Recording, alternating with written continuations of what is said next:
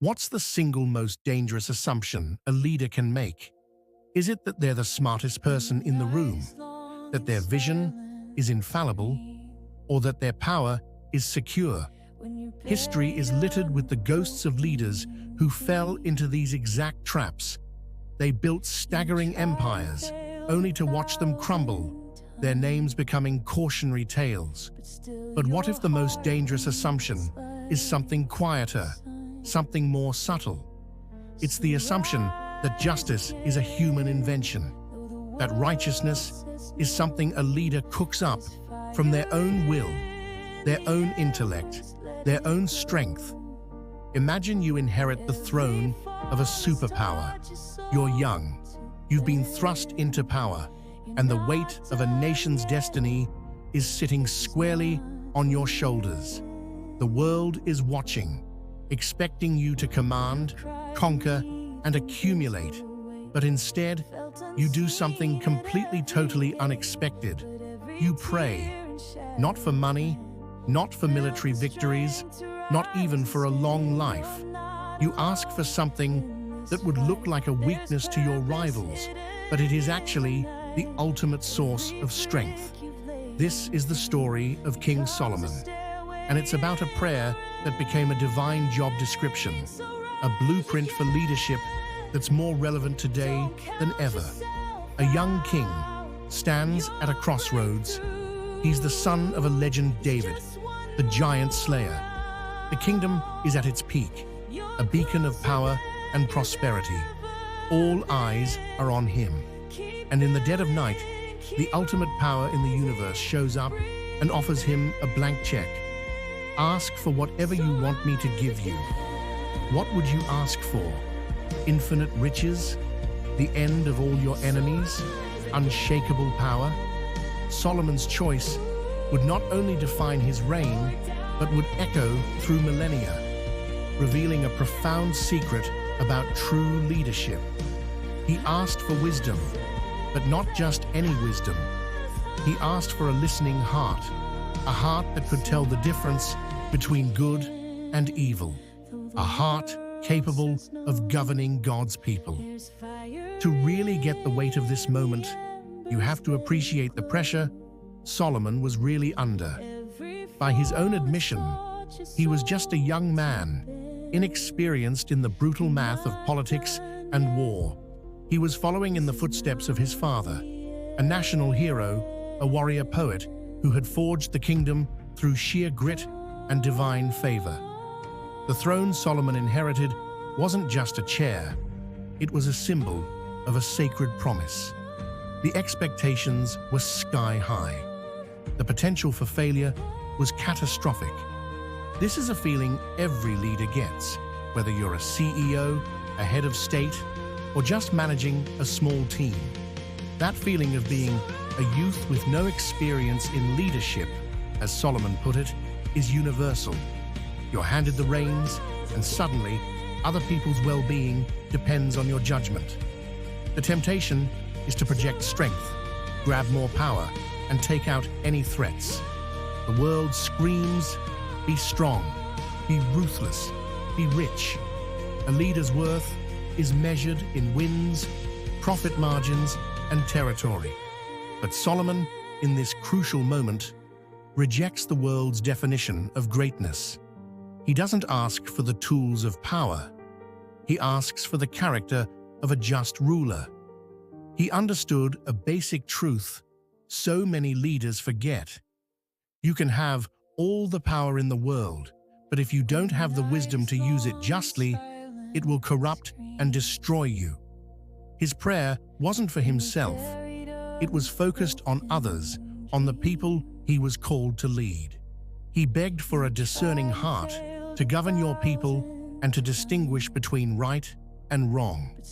This single request pleased God so much that he gave Solomon not only the wisdom he asked for, but also the wealth and honor he didn't. This moment pulls back the first layer of the secret. Real leadership starts with deep humility. It begins when you admit you don't have all the answers and that the burden is too heavy to carry alone. It's knowing that the source of just leadership has to come from outside yourself. While Solomon's prayer at Gibeon was the spark, another text, Psalm 72, is the full-blown bonfire, the detailed manual for this new kind of leadership. Often thought to be a prayer from David for his son Solomon, or maybe by Solomon himself.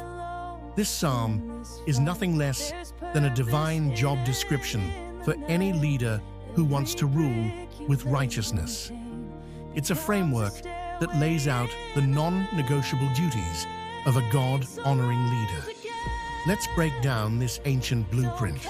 The psalm kicks off with its most critical plea: "Give the king your justice, O God, and your righteousness to a king's son." This is a radical idea. The writer doesn't say, "Help the king be just," or "Give the king the strength to enforce justice." It says, "Give the king your justice." This tells us that justice isn't a human achievement, but a divine quality on loan to a leader. The king isn't the source of justice, he's a steward of it. He's supposed to be a channel for God's justice, not the inventor of his own moral code. This is the antidote to tyranny. A leader who thinks they create justice can bend it to fit their own agenda, punishing enemies and rewarding allies. But a leader who believes they are a steward of a higher divine justice is accountable to a standard beyond their own whims. Their main job is to rule with a justice that reflects God's own character. This principle demands that a leader's first move must be to look up, to connect with the divine source of morality, before they look out at the people they're supposed to lead. With that foundation set, the psalm immediately turns to the ultimate test of that divine justice. How is it supposed to be used? The answer is the second great principle. The psalm continues, "May he judge your people in righteousness, your afflicted ones with justice. May he defend the afflicted among the people and save the children of the needy. May he crush the oppressor." And later, "For he will deliver the needy who cry out, the afflicted who have no one to help.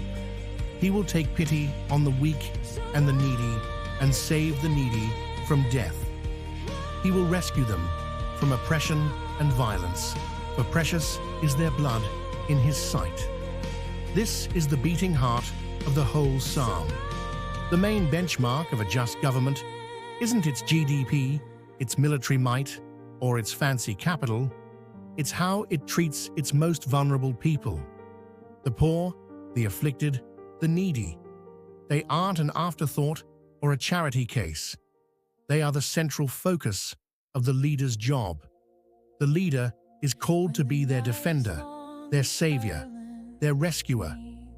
Notice the strong, active words: defend, save, crush the oppressor, deliver, rescue. This isn't just passive sympathy, it's active intervention.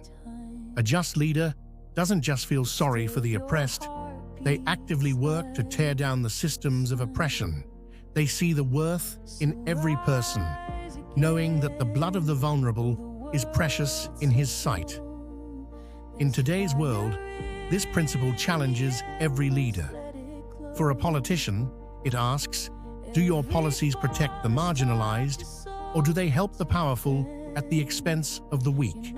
For a CEO, it asks, are you creating a culture that defends your lowest paid employees, or are they just disposable cogs in a machine?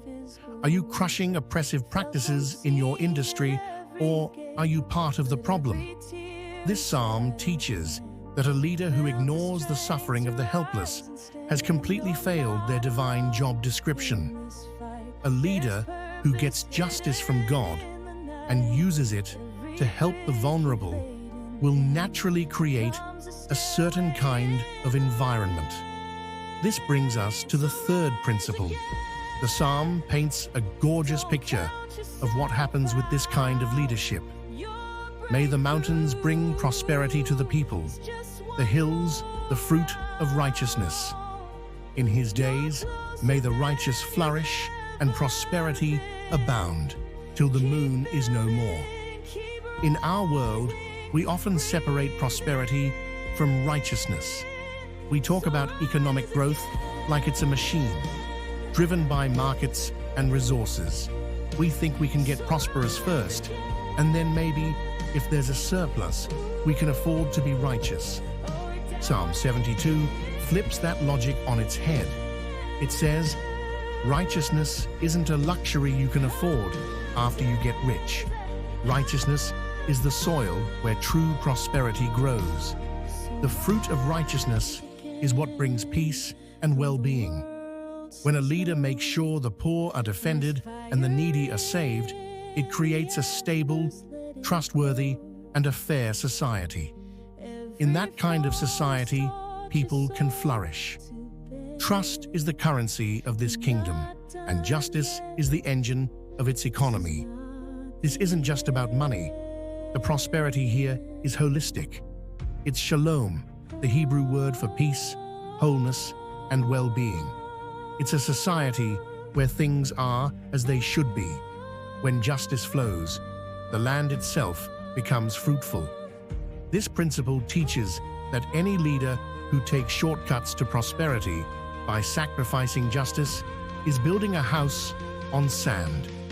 The pursuit of profit without principle or growth without fairness will eventually lead to a society that's morally bankrupt, no matter how rich it looks on paper. The psalm has described what a just leader does, but it also gives us a stunning metaphor for how a just leader should feel to their people, which reveals our fourth principle. The psalmist prays, may he be like rain, falling on a mown field, like showers watering the earth. This is one of the most beautiful images of leadership in all of Scripture. A leader's influence shouldn't be a hailstorm that beats people down. It shouldn't be a raging flood that sweeps everything away in fear.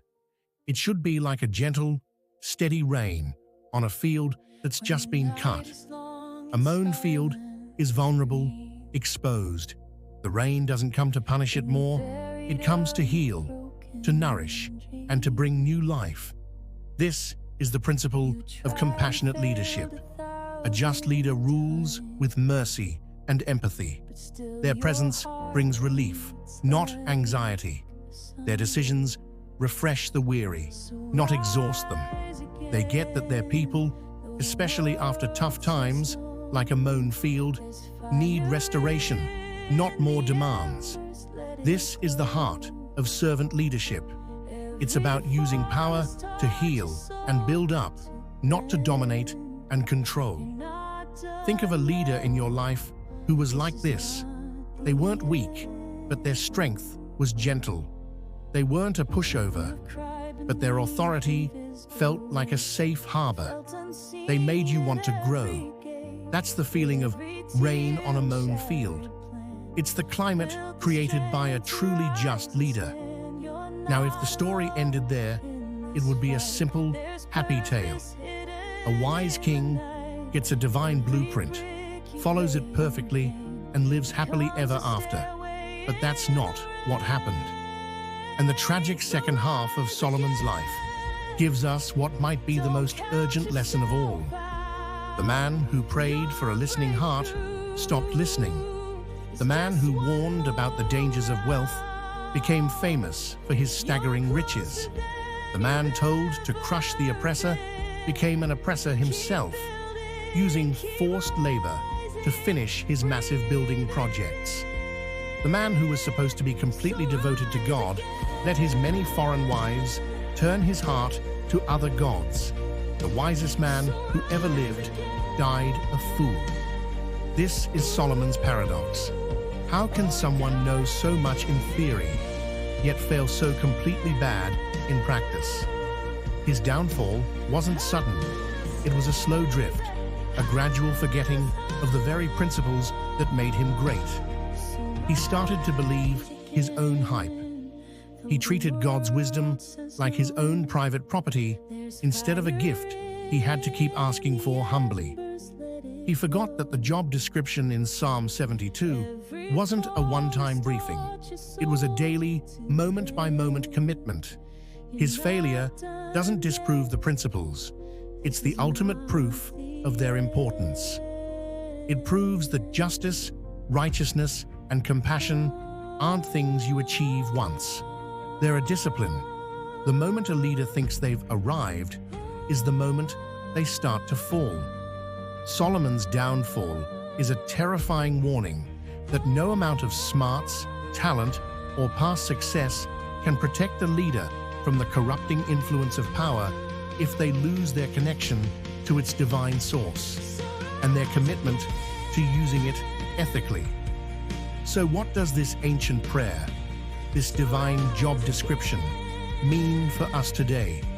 Everything. The principles of Psalm 72 are timeless because the challenges of leadership and human nature are timeless. This isn't just a manual for ancient kings, it's a bold vision for leadership in any context. For the political leader, it's a call to rethink the purpose of government. Is your main mission to hold onto power and serve special interests, or is it to defend the afflicted and save the children of the needy? Psalm 72 demands that the true test of every policy is its impact on the most vulnerable. For the business leader or CEO, it challenges the modern mantra of shareholder value above all. This psalm asks, are you creating a culture that feels like a gentle rain for your employees, fostering growth and well-being? Or is it a culture of fear, a hailstorm of relentless pressure? Do you see your profits as the end goal or as the potential fruit of righteousness that can bless your community and everyone involved? For the community leader, the pastor, the parent, the teacher, it's a reminder that leadership is a sacred trust. We all have a sphere of influence, a small kingdom we're responsible for. Are we leading with a listening heart? Are we modeling the compassion and justice we want to see in the world? The secret of King Solomon isn't a lost treasure or some arcane knowledge. It's an open secret, available to anyone willing to be humble. It's the understanding that the most effective, enduring, and righteous leadership isn't about the strength of the leader, but about the source of their guidance. It's about having the courage to ask for wisdom instead of wealth, and the humility to remember that even the wisest person is one step away from being a fool the moment they stop listening. King Solomon's story is both an incredible inspiration and a tragic warning. He was given the keys to a just kingdom, a blueprint for a leadership that could bring amazing peace and prosperity. For a while, he followed it, and the world was in awe of his wisdom. But he forgot the first rule, that justice wasn't his. It was a gift that required constant, humble care. The secret he found and then lost is that true leadership is a prayer. It's a daily, conscious choice to surrender our own ambition and ask for a higher wisdom. It's the prayer to have a heart that listens to the cries of the needy. The prayer to be a refreshing rain, not a destructive storm. And the prayer to remember that the ultimate goal isn't to build a kingdom for our own glory, but to reflect the justice and righteousness of the King, who gives us authority in the first place. This divine mandate is as powerful today as it was 3,000 years ago. The question for every one of us is, will we learn from both his wisdom and his failure? What's the one principle from this divine job description that hits home for you on your own leadership journey? Share your thoughts in the comments below. And if you want to keep exploring ancient wisdom for modern problems, be sure to subscribe and hit that notification bell so you don't miss our next video. Thanks for watching.